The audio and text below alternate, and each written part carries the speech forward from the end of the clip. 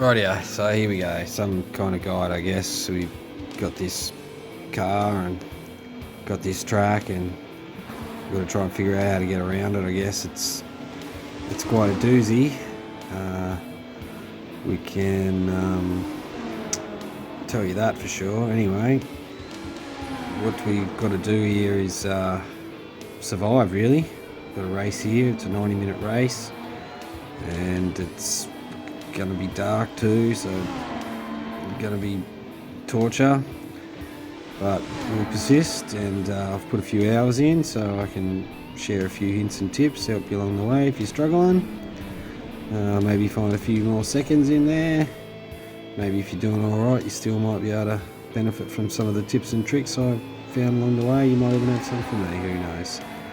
But yeah, now we're some sort of how-to guide, so we'll get into it. I think the thing in the race will just to be careful and not worry too much about your lap times. That'll come with consistency, and you're probably going to have to fiddle with your car setup too. Like that may differ in the way that you handle the track, because you change one thing and it makes it better in one area and worse in another. But yeah, that's how I ran. I think probably missed half the things I wanted to say, but yeah, this one's going to be a test, I think. And jeez, we just, I don't know, what are we going to say about it? I don't like this track. I don't even remember what it's called. It's in the description anyway, you know. But yeah, if you want to keep watching. And there's the jump. It's pretty cool. Not really. It's fucking horrible. Anyway, we'll persist, and yeah, you just gotta hold it together. Just hold it together. Yeah, it's not a push track. I don't think it's. Yeah, it's a long lap too. So I'm gonna talk solid 2 minutes, 3 minutes nearly here. Yeah.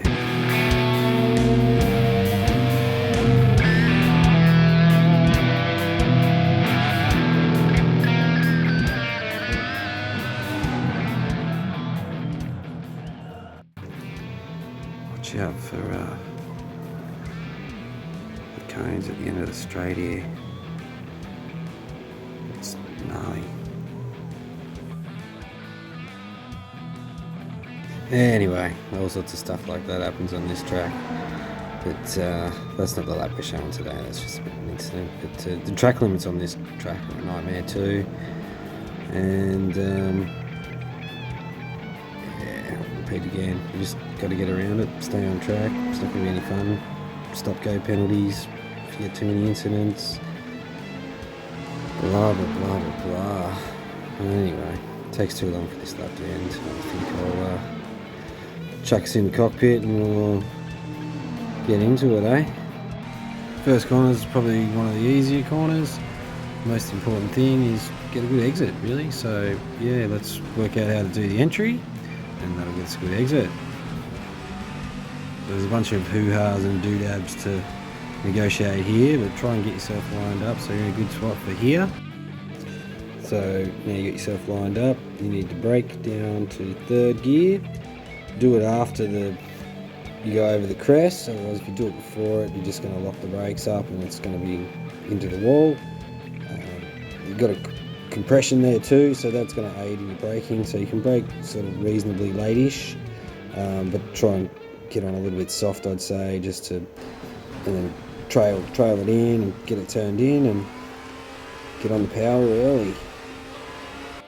The reason you want to get on the power early is obviously there's a bit of a straight sort of doodah thingy here that we'll call it, because you're building up speed to top gear basically, so you want to navigate through here as quick as you can. I'm going to say full throttle, but you probably need to just fluctuate it a little bit here and there. You've got a jump here to be careful of. I normally just try and line up the car on the angle the road's going before I actually hit the jump, so I'm not trying to turn last minute or turn as I'm jumping. And then once you've completed that, a couple of S's, you've got a little jump there, and then you're going to get hard on the brakes. You just bump it down to fourth, I find's good. Third sometimes needed on the entry of this corner as well, just depending how much you need to slow down. But trailing the brake as much as you can around the corner, taking the speed off as you're going around the corner, back to third, back to second, lining it up, turn it in, get it lined up, get on the power as soon as you can to handle this next little squiggly bit. Before I do move on, I might actually elaborate on this corner a little bit because it'll help on other corners and explanations and stuff, because it's a double apex, and there's a particular way that you want to tackle these in all situations. You can take the first part of the corner faster than you can take the second part of the corner, so the idea is slowing down the whole way through the corner until you get back on the power, not slowing down too much in the first part of the corner and then find yourself giving it more speed because you feel like you're going too slow. Slow down, slow down, slow down, slow down, turn. The car will turn more as you get slower and slower and slower, and once you get the thing pointing in the right direction, that's when you get straight onto the power, because that's going to be your best exit. And you're going to ride this one all the way out to the fence there, and then you're going to just sharply turn to the right and just try and avoid that little kink in the wall there. That's pretty gnarly when you clip that. It's pretty straightforward this corner, so we'll follow on from the last one with that. And then you're heading up the hill.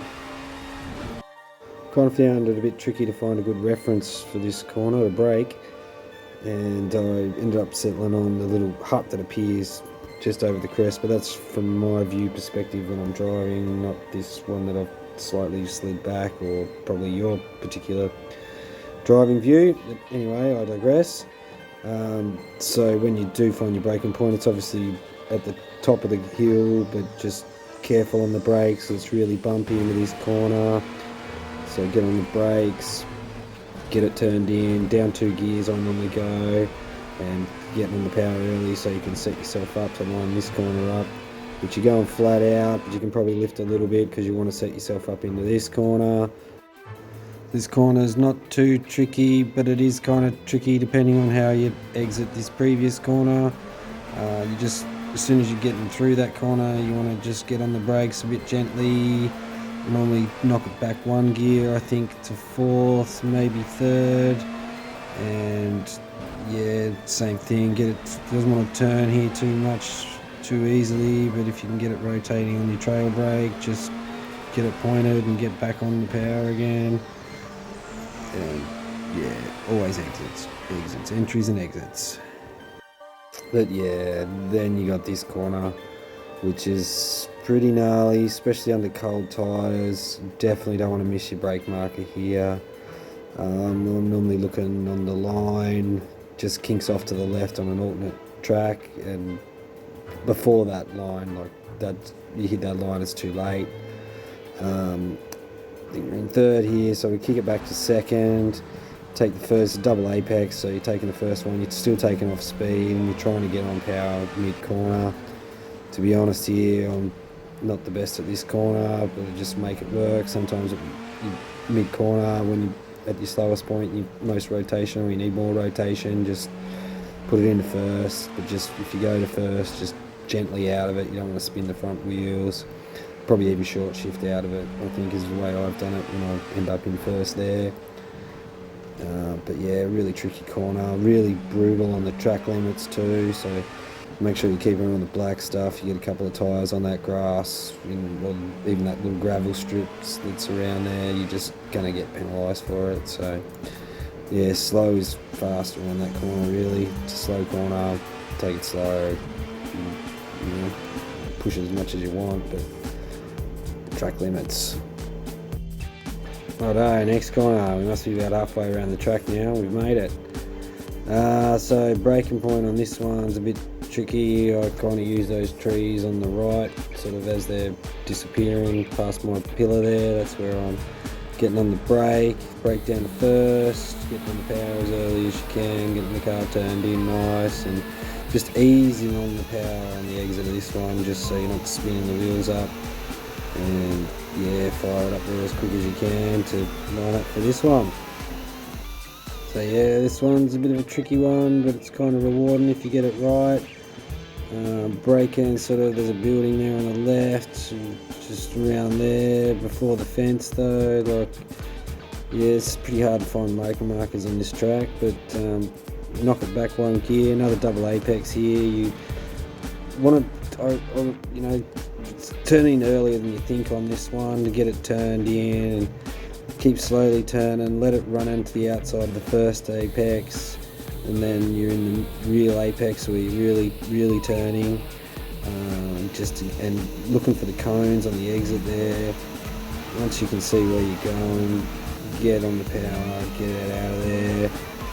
Just be careful on the exit of this one though. There's that pretty gnarly bump that can mess up your day. I tend to find taking a wider exit works well there, but also if you can get as close to those cones as possible also works. Just be aware of the bump, yeah, because that'll mess you up. Righto, so we're into the jumpy section, flat out through here, but just get it pointed in the right direction, otherwise it's going to get messy going around the corner. You've got this little jump here where you can't see where you're going, just get to the middle of the track there. That should, and sort of want to be pointing in the direction that you want to go before you hit the jump, so start turning into the left-hander early. Then as you go up the hill, I tend to lift on this hill because I've had some pretty gnarly landings and it makes a mess of you, so that's going to be part and parcel of your car setup as well. So run through again, just flat out, but just get the jumps right, I guess. So, yeah, middle of the track, line jump towards the right hand side of the little kink that comes in, so you got as much room to turn in left as you can, and just getting it turned just fractionally a little bit before you hit that bump is going to help you continue that turn around the corner to head up to the big jump. So this next corner is not overly complicated. It's kind of based on your exit from the jump there, so if you get a bad jump it's going to be a nightmare. Just get on the brakes earlier than you probably think, because you can go around this corner quite fast, but you're going to miss the apex and get a bad exit. Get on the brakes early. I'd go around in third gear and getting on the power really early. Don't drift it wide and be late on the throttle, because that'll make you slow. Just get a good exit basically, run it right out to the curb. Set yourself up for this next part. It's a pretty fast corner. It's going to be based on your car setup. I'm probably a bit slower than I was in this particular setup than I was in other setups. Just careful not to oversteer the car. You can almost take it flat sometimes. I just lift a little bit, as you can see, and then sort of back into the power. Then you're going to need to ease back, drop it back a gear, take this corner if you can. Trying to keep as much speed as you can. Take it down to second for this next last sharp corner, which you're going to have to probably explain that better, so we'll go back. It's all kind of one big loop here, it all links in, so you're adding steering, because the corner gets sharper and sharper, slowing the car down a little bit here, and then hard on the brakes a bit to get you down to second, point her into that apex and get on the power nice and early and get the best run possible under this straight, which is pretty straight actually. Hopefully you've managed to get this far and the video's not too boring, and I'm just trying to rush it together I guess, but yeah, over a jump and then you come up. Anyway, dribble on, but you got this chicane, and yeah, this chicane, well, yeah, so this chicane, you've got to brake about where the cones are on the left there, just like probably at the last one, break it down probably one gear, and then you just got to try and thread the needle through this chicane. The track limits are pretty strict on it, and yeah, it's pretty gnarly. You can lose it quite easily, but just get it pointed straight through as quick as you can, and yeah, hopefully you can make some time up in there. I'm not the best at that corner, but let's, we're stopped here, talk about this next section. So braking down to third for this one. To get the car turned around the first part, try and hold an inside exit, so you set yourself up for the next little left-hander. Normally covering enough speed there, so I'm braking a little bit here, down to second. Turn, get on the power as much as you can. In this little section here, you've got to ride it out. Try and stay on the power as much as you can, having the car turn. Normally use the red on the right hand side there as a reference, just to know that I'm in the right spot to sort of start steering a little bit more, adding some power, opening up that spiral, and try and get a good exit out onto this little right hand kink. The main thing on this kink is just don't cut it too much. You can cut it a bit, but just be careful of the track limits. They're there, they'll bite you. And we're nearly home and hosed.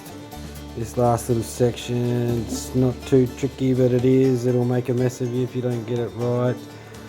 This left, right S, you want to turn into the left really early. Just ease off the power a little bit, I recommend. If you've got a good exit out of there, you just need to make sure you take this jump right, get into the left, take this jump right, and then that's just going to set you up for the next lap. Or not, if you're like me and saw you did a good lap and got excited.